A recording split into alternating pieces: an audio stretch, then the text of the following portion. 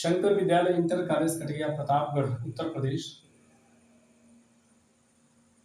की कक्षा 12 के सभी बच्चों का मैं डॉक्टर राघवेंद्र कुमार पांडे प्रधानाचार्य विषय अध्यापक हिंदी स्वागत करता हूं। आज हम लोग संस्कृत दिनदर्शिका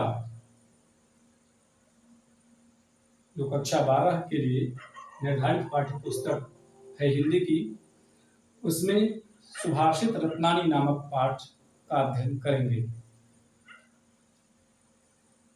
सुभाषित रत्नानी, प्यारे बच्चों, सबसे पहले तो हमें जो पाठ का नाम है, शीर्षक है, उसका अर्थ जानना चाहिए।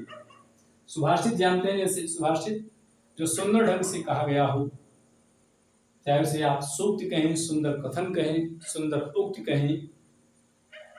और रत्नानी माने रत्न, तो रत्न बहुमूल्यवान होते हैं। ठीक उसी प्रकार से साहित्य की भाषा में जो हमारी सूक्तियां हैं, हमारे सुंदर कथन हैं, सुभाषित हैं, उनको भी रत्न की संज्ञा दी गई है।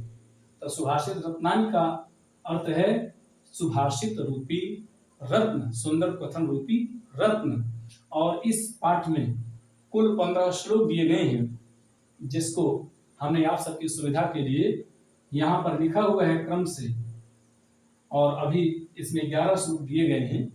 हम सबसे पहले आपको इन श्लोकों का वाचन करेंगे।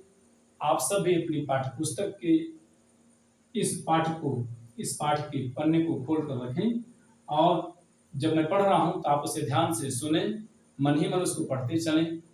और जो मैं वाचन करूंगा तो आप चाहें तो आप भी उस रूप में इसका वाचन कर सकते हैं। फिर मैं शब्दों का अर्थ बताऊंगा और इनका भावार्थ, इनका अनुवाद बताने का पूरा प्रयत्न करूंगा। आशा है कि आप लोगों को ये कक्षा अच्छी लगेगी, आपको अनुभव प्राप्त होगा, आपको अपने विषय का अध्ययन करने का अवसर प्राप्त होगा। पहला श्लोक है, भाषा सुमुख्या मधुरा दिव्या गीर्वाण भारती तस्याहि मधुरम काव्यम तस्मादपि सुभाषितम। दूसरा श्लोक, सुखार्थिनः कुतो विद्यार्थिनः सुखम सुखार्थी वा त्यजेत् विद्यां विद्यार्थी वा त्यजेत् सुखम। तीसरा श्लोक, जल बिंदु निपातेन क्रमशः पूर्यते घटः स हेतुः सर्व विद्यानां धर्मस्य च धनस्य च। चौथा श्लोक, काव्य शास्त्र विनोदेन कालो गच्छति धीमतां व्यसनेन च मूर्खाणां निद्रया कलहेन वा। पांचवा श्लोक, न चौरहार्यं न च राजहार्यं न भ्रातृभाज्यं न च भारकारी व्यये कृते वर्धत एव नित्यं वेद्याधनं सर्वधन प्रधानम्। परोक्षे कार्यहन्तारं प्रत्यक्षे प्रियवादिनं वर्जयेत् तादृशं मित्रं विषकुम्भं पयोमुखम्। अगला श्लोक सातवां, उदेति सविता ताम्रे वास्तवेति च संपत्तौ च विपत्तौ च मतामेक रूपता। आठवां श्लोक है कि विद्या विवादाय धनं मदाय शक्ति परेषां परिपीडनाय खलस्य साधोः विपरीतमेतस्ज्ञानाय दानाय च रक्षणाय। नौवां, सहसा विदधीत न प्रियाम विवेक परमापदां पदम् वृणुते हि विमेशकारिणं गुणलोधा स्वयमेव संपदा। दसवां, वज्रादपि कठोराणि मृदोनि कुसुमादपि लोकोत्तराणां चेतांसि को न विज्ञातुमर्हते। 11वां श्लोक है, प्रीणाति यः सुचरितैः पितरं सपुत्रो यद् भर्तुरेव हितमेच्छति तत्कलत्रम् तन्मे प्रमापदि सुखे च समक्रियं यत् एतत्त्रयं जगति पुण्यकृतो लभन्ते। हम आपको इसका अनुवाद या भावार्थ बताना चाहेंगे कि भाषासु मुख्या मधुरा दिव्या गीर्वाण भारती। अरे अर्थ की ओर आपको संकेत कर दूं। शब्दार्थ, भाषासु भाषाओं में मुख्य प्रमुख, मधुरा मीन्स मधुर, दिव्या मीन्स दिव्य, अच्छे गुणों से युक्त, गीर्वाण भारती देववाणी अर्थात संस्कृत, तस्या उसका, भाषा है स्त्रीलिंग से, तस्या ही निश्चय ही, मधुरम माने मधुर, काव्यम काव्य, और तस्मादपि माने उसमें भी, उससे भी, सुभाषित माने सुभाषित। ध्यान दें, इसका अनुवाद होगा गीर्वाण भारती अर्थात देववाणी संस्कृत सभी भाषाओं में मुख्य, मधुर और दिव्य है। उसमें तस्या ही मधुरम काव्यम, उसका काव्य मधुर है, निश्चय ही उसका अर्थात संस्कृत का काव्य मधुर है, और उस काव्य में भी तस्माद माने उसमें भी अर्थात उस काव्य से भी बढ़कर के सुभाषितम माने सुभाषित या सूक्तियां मधुर हैं। देववाणी संस्कृत सभी भाषाओं में मुख्य, मधुर और दिव्य है, और उस संस्कृत भाषा में उसका काव्य मधुर है, और उसके काव्य में उससे भी मधुर उसके सुभाषित या सूक्तियां हैं। दूसरा सुखार्थी न, सुख का अर्थी अर्थात सुख को चाहने वाला, सुखार्थी न सुख के चाहने वाले को, कुतो माने कुतः कहाँ, विद्या ज्ञान, कुतो माने कहाँ, विद्यार्थी न माने विद्यार्थी को, सुखम माने सुख, सुखार्थी माने सुख चाहने वाला, वा माने अथवा, त्यजेत माने त्याग दे या त्याग देना चाहिए, विद्याम माने विद्या को, विद्यार्थी विद्या के चाहने वाले को, वा अथवा त्यजेत त्याग देना चाहिए, सुखम यहाँ पर कहा गया है कि सुखार्थी न कुतो विद्या, सुख के चाहने वालों को विद्या कहाँ, अर्थात सुख के चाहने वालों को विद्या की प्राप्ति कहाँ होती है, अर्थात नहीं होती है। और कुतो विद्यार्थी न सुखम, और विद्यार्थी को सुख कहाँ मिलता है, सुखार्थी व त्यजेत विद्या, जो सुख प्राप्त करने की इच्छा वाला हो उसे त्यजेत विद्या, विद्या का त्याग कर देना चाहिए, छोड़ देना चाहिए। विद्यार्थी व त्यजेत सुखम, अगर कोई विद्यार्थी है, विद्या को चाहने वाला है, ज्ञान को प्राप्त करने वाला है, तो विद्या के चाहने वाले को सुख का परित्याग कर देना चाहिए। तो आप जानते हैं कि विद्यार्थी को एकदम सुख को त्यागने वाला होना चाहिए, तभी जो उसे विद्या की प्राप्ति होगी, सही ढंग से पढ़ पाएगा, उसे त्यागी का जीवन जीना पड़ेगा। तीसरा है जल बिंदु निपाते, जल बिंदु जल की बूंद के, निपाते माने गिरने से, क्रमशः माने धीरे धीरे, पूरते मीन्स पूरित हो जाता है, भर जाता है, घटा घड़ा, स माने वह, जो बात कही गई इसमें, हेतु मीन्स हेतु प्रयोजन कारण, सर्व विद्यानां सभी विद्याओं का, धर्मस्य धर्म का, च और धनस्य माने धन का। इसमें बताया गया है कि धन, धर्म और विद्या की जो प्राप्ति है वह अचानक एकाएक नहीं होती है, उसकी प्राप्ति, उसका अर्जन धीरे धीरे होता है, क्रमशः होता है। और उसके लिए जो है दृष्टांत दिया गया है, जैसे जल की एक एक बूंद के क्रमशः माने धीरे धीरे गिरने से घड़ा भर जाता है, ठीक उसी प्रकार से जो विविध प्रकार की विद्याएं हैं, हमारा जो धर्म है, हमारा जो धन है, इनकी सबकी वृद्धि होती है, इनका कोष बढ़ जाता है, इनका भंडार बढ़ जाता है, इनकी मात्रा बढ़ जाती है, इनकी व्यापकता और भी विस्तृत हो जाती है। तो जल की बूंद के धीरे धीरे गिरने से घड़ा भर जाता है और यही क्रमशः लगातार थोड़ा थोड़ा गिरना, घटित होना, मिलना ही कारण है किसका?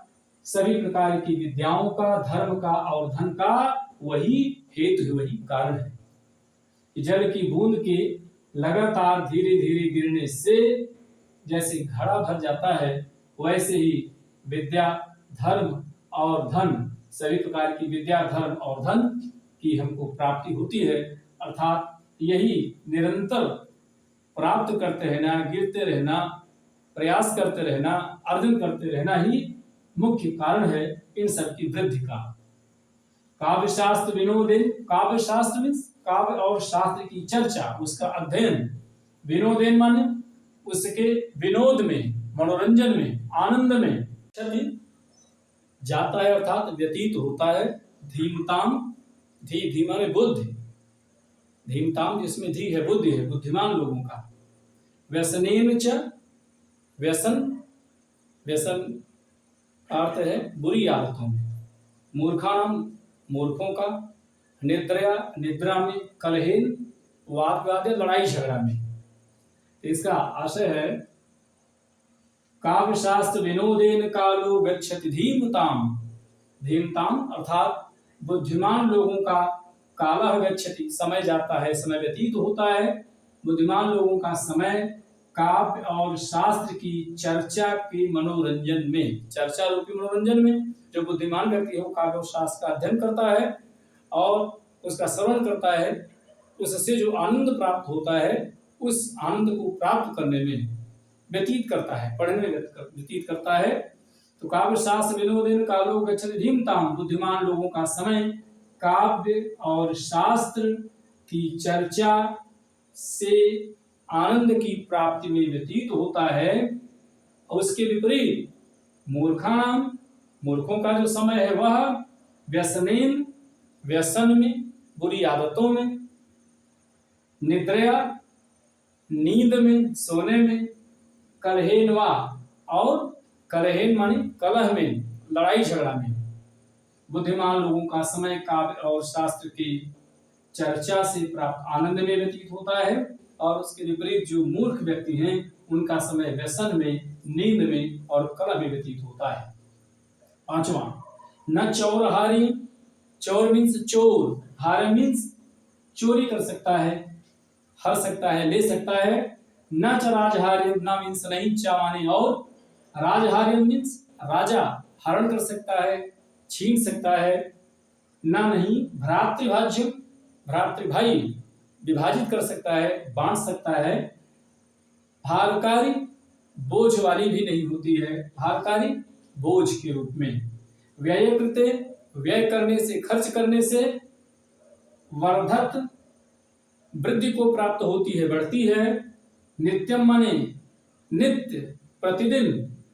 विद्याधनम, विद्या रूपी धन। सर्वधन प्रधानम, सभी धनों में प्रधान है, श्रेष्ठ है। तो इसका आशय है, अनुवाद है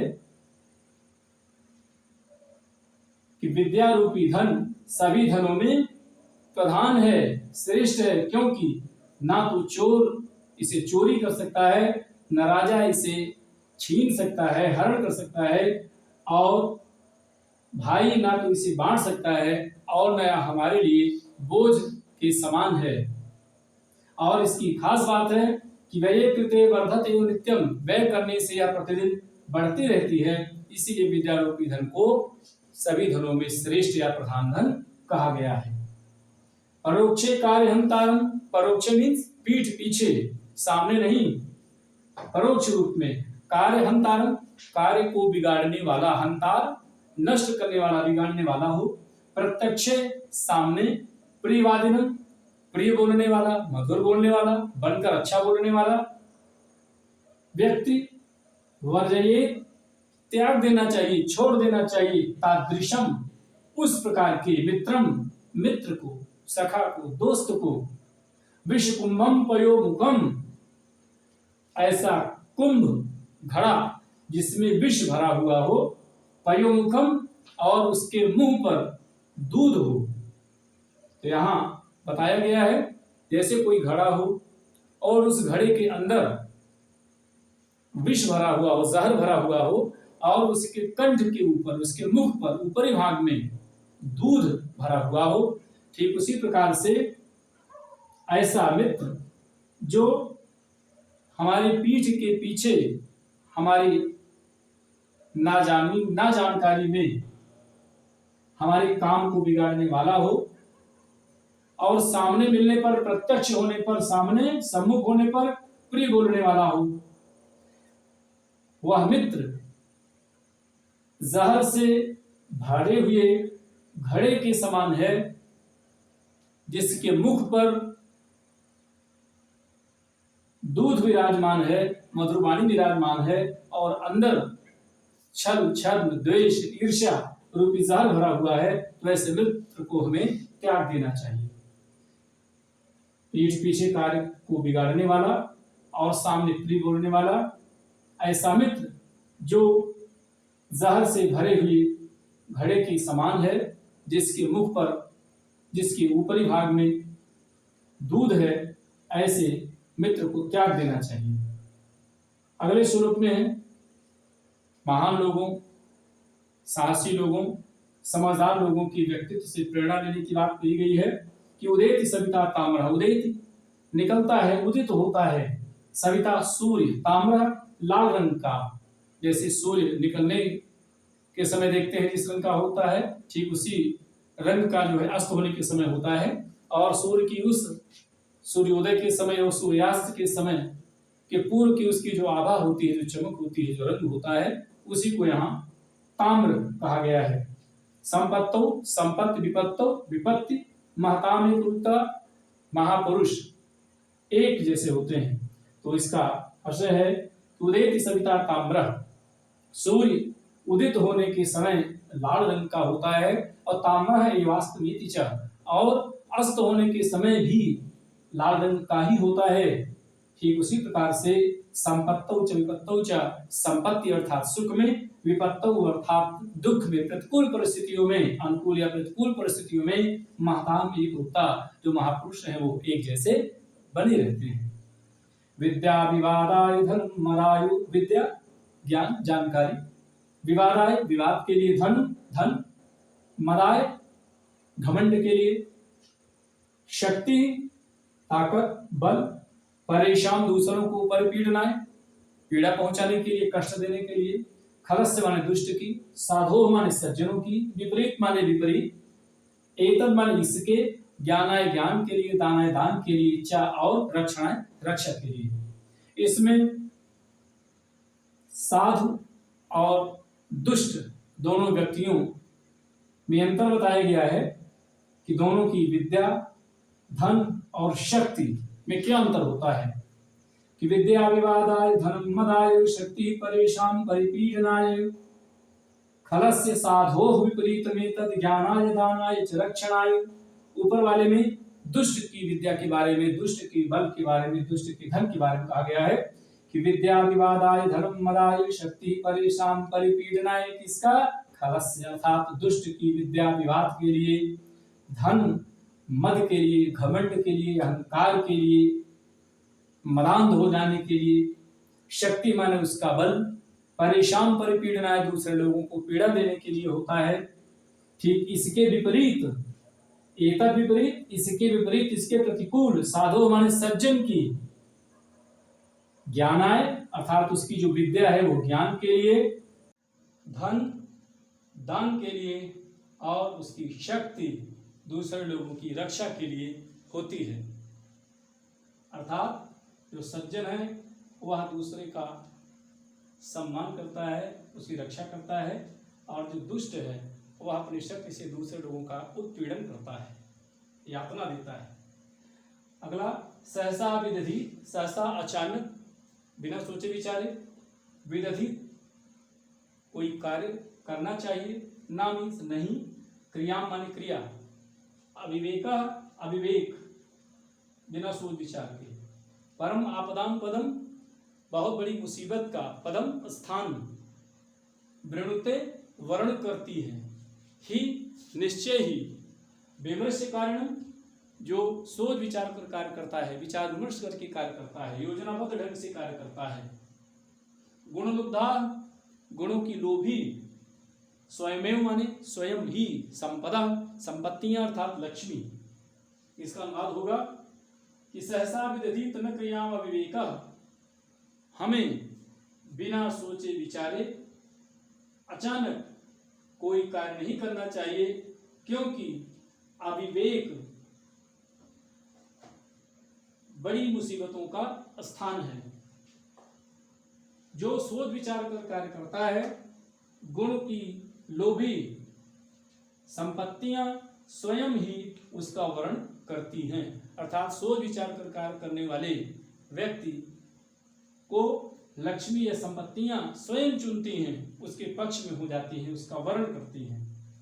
वज्रादपि कठोराणि, अगला श्लोक, वज्रादपि कठोराणि मृदूनि कुसुमादपि, वज्रात अपि, वज्र से भी कठोर, और कुसुमाद अपि माने फूलों से भी, मृदूनि माने कोमल, लोकोत्तराणाम, लोकोत्तर असाधारण व्यक्तियों को, चेतांश माने लोगों को माने कौन, न नहीं, विज्ञातुम अर्हति, विज्ञातुम अर्हति, विज्ञातुम अर्हति जानने में सक्षम है, समर्थ है।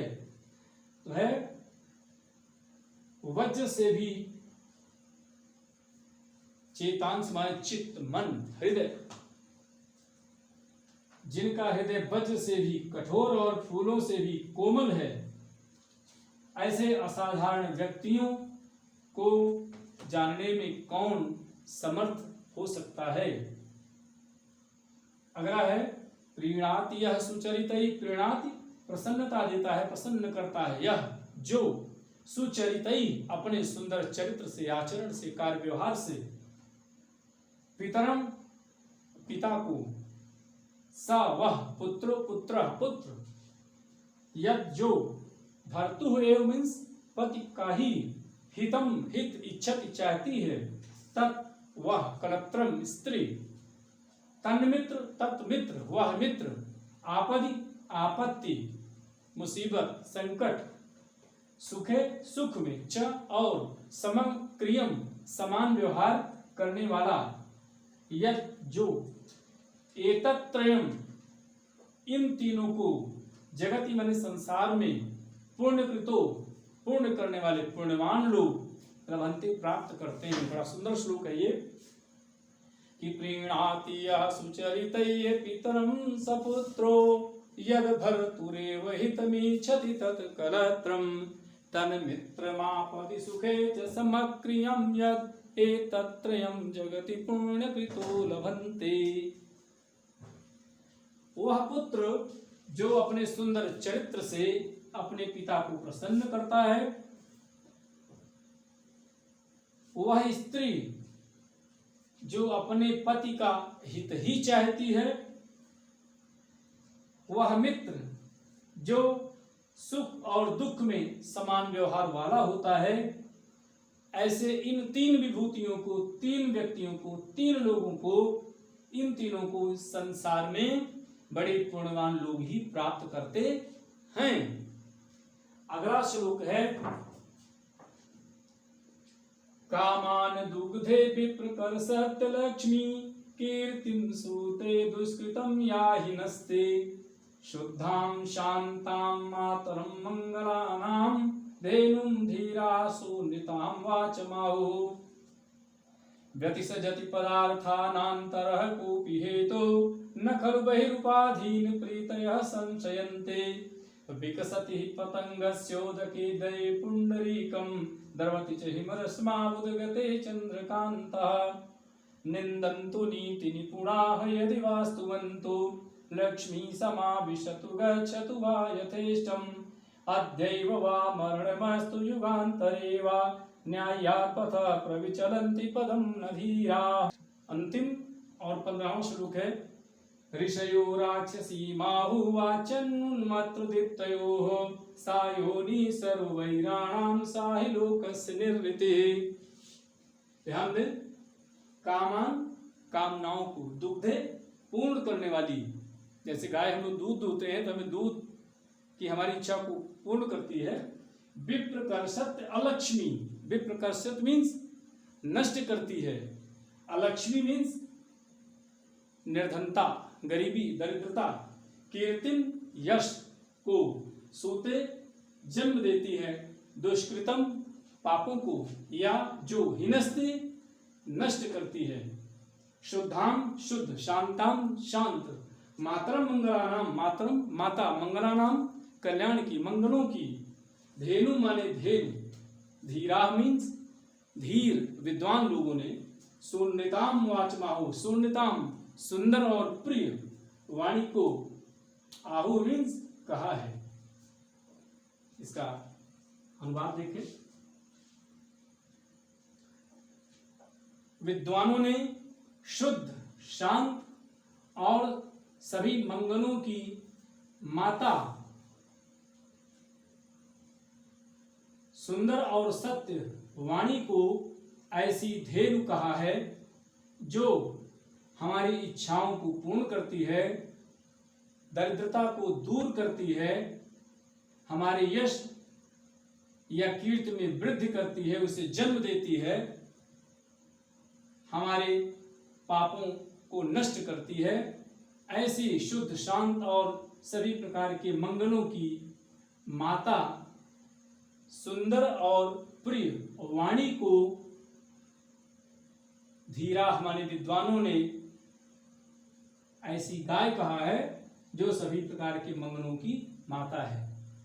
कहने का तात्पर्य, सुंदर और प्रिय वाणी से हमारी सभी इच्छाओं की पूर्ति होती है, हमारी दरिद्रता दूर होती है, हमारा यश फैलता है, कीर्ति को जन्म मिलता है, वह हमारे पापों को नष्ट करती है, वह हमारे शुद्ध, शांत और मंगलों की माता रूपी गाय है। जैसे गाय हमारा कल्याण करती है, वैसे उस गाय के समान सुंदर और मधुर वाणी हमारे आपके जीवन में हमें आपको सुख, शांति और हर प्रकार की समृद्धियां प्रदान करती है। व्यतिसृजति पदार्थानांतरः कोपि हेतु, व्यतिसृजति मीन्स मिलाता है, पदार्थानांतरः पदार्थों को भीतर से, कोपि माने कोई, हेतु मीन्स कारण, ना माने नहीं, खलु माने निश्चय ही, बहि उपाधि माने बाहरी वस्तुओं पर, कारणों पर, प्रीतयः माने प्रीति, संश्रयन्ते मीन्स आश्रित होता है। तो प्रेम निश्चित रूप से बाहरी कारणों पर निर्भर नहीं होता है, अर्थात प्रेम का जो संबंध है वह अंतर से है, हृदय से है, भीतर से है, बाहर से नहीं। तो इसलिए कहा गया है कि व्यतिसृजति पदार्थानांतरः कोपि हेतु, पदार्थों को कोई आंतरिक कारण ही परस्पर मिलाता है, और प्रेम बाहरी उपायों पर, बाहरी वस्तुओं पर आश्रित नहीं होता है। एक दृष्टांत दिया है, विकसत ही पतंगस्योदय पुंडरीकम, पुंडरी कमल, विकसत खिलता है, प्रफुल्लित होता है, ही निश्चय ही, पतंगस्य माने पतंग, सूर्य के लिए पतंग कहा गया है, उदय माने निकलने पर, सूर्य के निकलने पर ही कमल खिलता है। ठीक उसी प्रकार से अंदर जब कोई ऐसा भाव, कोई ऐसा लगाव, प्रभाव पड़ता है, तभी प्रेम उत्पन्न होता है। आगे फिर है, यहाँ सूर्य के निकलने पर ही कमल खिलता है। एक कारण बताया आंतरिक कारण इसका, उसके प्रभाव का, उसकी किरणों के प्रभाव का, और दूसरा है कि द्रवती च, द्रवती माने पिघलती है, च और हिम रश्मौ उदगते, हिम रश्मौ शीतल है जिसकी रश्मों किरणें, अर्थात चंद्रमा, उदगते निकलने पर, चंद्रकांतः चंद्रकांत नाम की मणि, चंद्रकांत मणि चंद्रमा के निकलने पर ही पिघलती है। तो इसका अर्थ है कि पदार्थों को आपस में कोई आंतरिक कारण ही मिलाता है, निकट लाता है। प्रेम बाहरी उपायों पर आश्रित नहीं होता है, क्योंकि सूर्य के उदय होने पर ही कमल खिलता है और चंद्रमा के निकलने पर ही चंद्रकांत मणि पिघलती है, द्रवित होती है।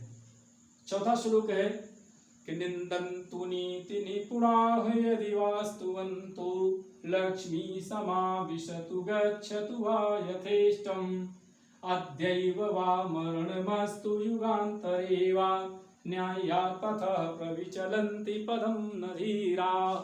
निंदन्तु निंदा करें, नीति निपुणा नीति में निपुण लोग, यदि माने अगर, वा अथवा स्तुवंत माने स्तुति करें। लक्ष्मी समाविशतु लक्ष्मी संपत्तियां लक्ष्मी, समाविशतु आए, गच्छतु जाएं, वा अथवा यथेष्टम अपनी इच्छा से, अद्यैव आज ही, अद्यैव आज ही, वा या मरणमस्तु मीन्स मृत्यु हो, युगांतरे वा युगों के बाद, न्यायात् पथ न्यायात् माने न्याय के, पथ माने पथ से, प्रविचलंत माने विचलित नहीं होते हैं, पदम न धीरा एक पग भी, एक कदम भी। जो धैर्यशाली लोग हैं, धीर लोग हैं, वे विचलित नहीं होते हैं, उनके पैर डगमगाते नहीं हैं। इसमें है कि न्याय के पथ पर चलने की प्रेरणा दी गई है। प्रशंसा और निंदा की परवाह किए बिना हमें अपने कर्तव्य पथ पर निरंतर उत्साह के साथ बढ़ते रहना होगा। कि नीति में निपुण लोग चाहे मेरी निंदा करें, यदि वास्तुवंत चाहे वो स्तुति करें, लक्ष्मी अपनी इच्छा से आए अथवा चली जाएं, आज ही हमारा मरण हो अथवा युगों के बाद हमारा मरण हो, लेकिन ऐसे लोग जो धीर लोग हैं, न्याय के पथ से उनके कदम विचलित नहीं होते हैं। हर परिस्थितियों का सामना करके वे न्याय के मार्ग पर चलते रहते हैं और दूसरे लोगों को प्रेरणा देते रहते हैं। पांचवा और अंतिम श्लोक है ऋषयो राक्षसी माहु वाचन उन्मत्त दीप्तयोः सा योनिः सर्ववैराणाम साहि लोकस्य निर्वृतिः। ऋषियों माने ऋषियों ने, महर्षियों ने, विद्वानों ने, ज्ञानियों ने, तपस्वियों ने अनुभव प्राप्त किया और ये कहा कि राक्षसी माहु, राक्षसी माने राक्षसी कहा है, राक्षस की वाणी और मानव की वाणी, देवता की वाणी। तो ऋषियों ने राक्षसी वाचम उन्मत्त दीप्तयोः, वाचम मीन्स वाचा, वचन, बोली, वाणी, उन्मत्त दीप्तयोः जिसमें उन्मत्तता हो, स्वच्छंदता हो, जिसमें दर्प हो, दीप्तयोः घमंड। ऋषियों ने ऐसी वाणी जिसमें दंभ हो, उसको राक्षसी वाणी कहा है। और वही उन्मत्त और अहंकार से युक्त, मद और अहंकार से युक्त वही वाणी सा योनि, सा माने वह, अर्थात वह वाणी जो अहंकार से और